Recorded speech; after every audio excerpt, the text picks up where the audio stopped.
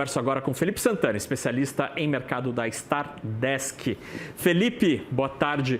Aqui explica esta troca de posições. Os chineses estão comprando menos, isso explica, é muito mais pela Vale ou pela WEG?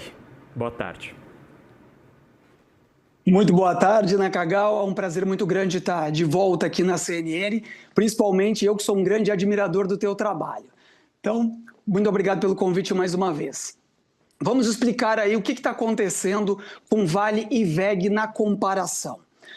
WEG é uma gigante do país, ainda pouco conhecida dos investidores, principalmente os investidores novatos, aqueles que chegaram no pós-pandemia, mas é uma gigante nacional. Vale, não precisamos de muitos elementos para te dizer que é uma excelente empresa, é o maior peso do nosso Ibovespa, também uma gigante nacional, uma das maiores mineradoras do mundo. Contudo, a Vale está sofrendo muito com o problema asiático, né? Então, eu acompanho muito vocês também. A gente tem visto muito que a China vem patinando na entrega dos seus indicadores. Há uma grande desconfiança se a China vai ter capacidade para retomar os seus níveis anteriores aí de crescimento. E a Vale, como é muito dependente desse mercado, ela cai junto com o mercado asiático. Aí não tem jeito. Então, Felipe, então vamos separar a nossa conversa aqui nesses dois assuntos. Quando a gente fala em Vale, os indicadores lá da economia chinesa têm mostrado muita dificuldade em reagir e a atividade tem dado soluços constantes ao longo dos últimos semestres. Qual que é a perspectiva para o minério? Há possibilidade, por exemplo, de com a chegada de Donald Trump, medidas serem anunciadas por Pequim. Qual que é o teu cenário para o minério de ferro e aí, por consequência, também para a Vale em 2025? Bom, eu acredito que o dia 20 de janeiro, que é a posse do presidente Trump, é o divisor de águas para a Vale. Tá? A gente tem falado muito sobre esse papel, um papel que está muito barato na Bolsa, na casa ali de R$50. Não há como dizer que o papel não está barato, né? Em comparação a preços anteriores de R$60, R$70. É uma excelente pagadora de dividendos. Então, o divisor de águas para mim é o dia 20 de janeiro. Tomou a posse Trump, a gente vai saber se de fato Trump vai estar com esse ímpeto de taxar as importações, principalmente o aço chinês, porque daí a Vale vai derivar nessa situação, né? Nós exportamos minério, eles beneficiam, fazem o aço e depois exportam para os Estados Unidos e para boa parte do mundo. Então, se Trump entra na presidência já com a caneta pesada, aplicando sanções, aplicando taxas na economia chinesa, sobretudo para a importação do aço, o minério de ferro, tanto em Dalian quanto em Singapura, tende a inclinar para baixo, dando aí uma continuidade nas recentes quedas que nós temos visto, e aí a Vale não tem jeito, ela vai continuar sofrendo. Outro ponto que é muito interessante, a gente fala pouco, mas tem um dado assim meio periférico, que é os embarques de minério de ferro para a China. China é um país, é um estado, é um governo que tende a visualizar o longo prazo. A gente sabe que a China não trabalha com 2 ou 3 anos, né? Não é um país diminuto na questão de visualização de futuro. Então a China continuou embarcando muito minério de ferro mesmo quando os papéis da Vale caíam, as outras siderúrgicas e metalúrgicas também caíam, ela continuou estocando minério. Portanto, mesmo que o Trump entre agora e não tenha uma visão de taxar imediatamente, não vejo com bons olhos a retomada imediata da China com relação à produção, exportação, importação do nosso minério de outros países também, porque ela está estocada. E Felipe, quando a gente olha para a WEG, o que dá para falar sobre esta empresa? A WEG é um dos poucos casos do nosso Ibovespa, do setor industrial puro. Por que WEG é um exemplo, infelizmente, tão raro na nossa bolsa? Infelizmente tão raro. Como eu falei no início, é uma empresa que o brasileiro ainda não descobriu. Quando eu viajo pelo Brasil e converso com as pessoas em algumas palestras, eu pergunto, vocês conhecem a WEG? Poucas pessoas conhecem. A WEG é uma gigante, sim. Da pequena Santa Catarina, exporta para o mundo inteiro grande parte de maquinário elétrico, motores, condutores, muitas peças e motores prontos. Portanto, você pode viajar aí para vários locais do mundo e vai encontrar peças da pequena catarinense, pequena gigante WEG. A WEG é um exemplo de gestão, a WEG é um exemplo de cuidado com os seus funcionários. Eu digo, quando você conversa com as equipes da WEG, você vê que eles são funcionários de muito longo prazo. A gente não tem aquele entra e sai de funcionários em uma empresa como a WEG. Esses funcionários são enviados para se capacitar no exterior, nas diferentes plantas da empresa. Os fornecedores e os clientes de WEG falam muito bem da empresa e grande parte da receita da WEG é dolarizada. Então, veja bem, no momento em que o dólar está subindo, que a economia brasileira carece aí de boas informações, cenário fiscal pesando, muitas incertezas no cenário doméstico, a WEG está vendendo lá fora.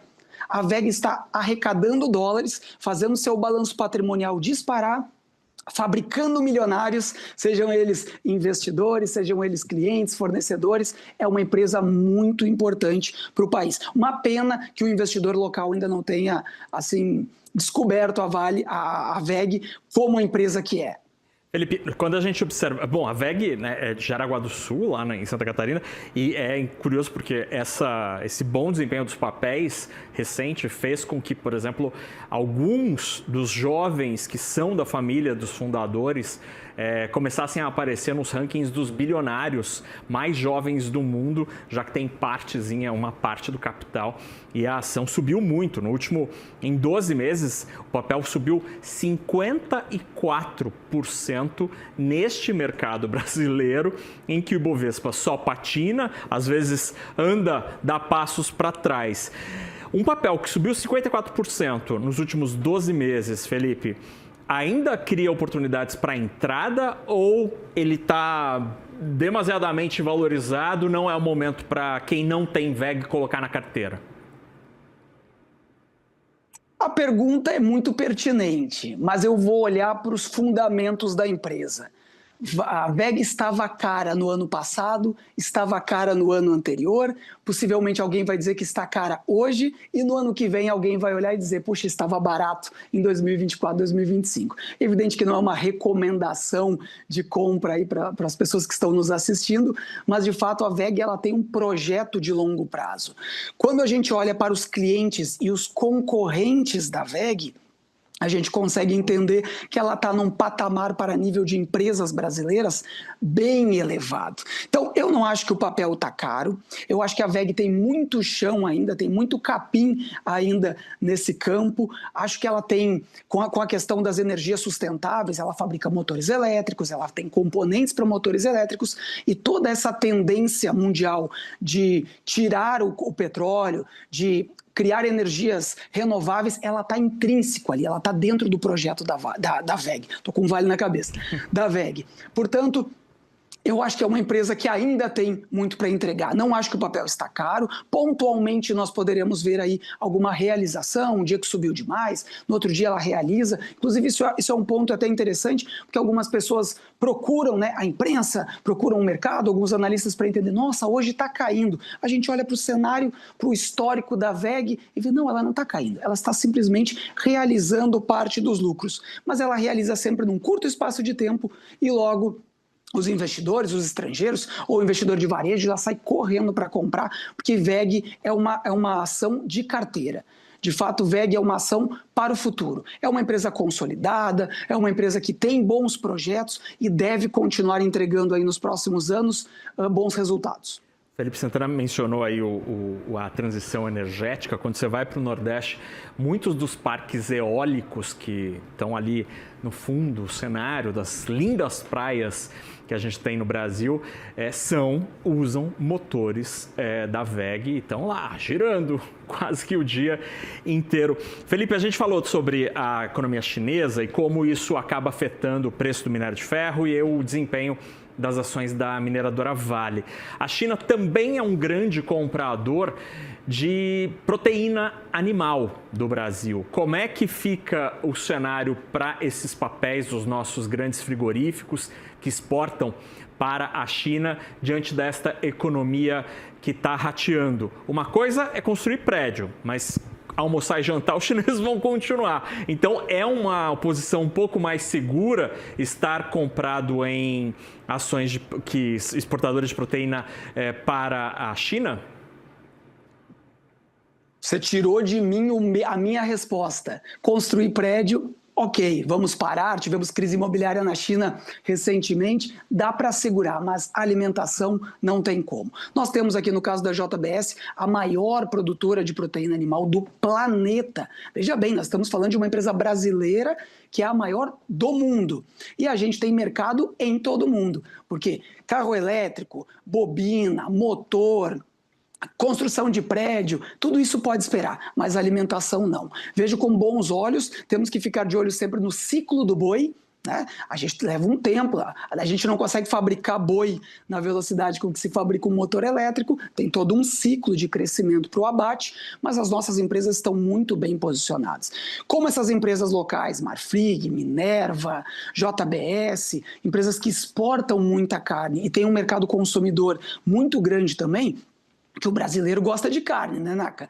Então, o mercado consumidor nacional já é muito grande e nós temos o mundo para alimentar. Empresas do setor de carne, o alimento do planeta, realmente são boas apostas para 2025. Quanto mais o dólar sobe, mais barato fica para o estrangeiro comprar proteína animal de um país emergente como o Brasil.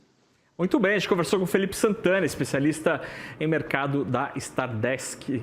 Obrigado pela conversa e pelo tempo, Felipe. Um abraço. Um grande abraço, obrigado pela oportunidade e até a próxima. Até mais.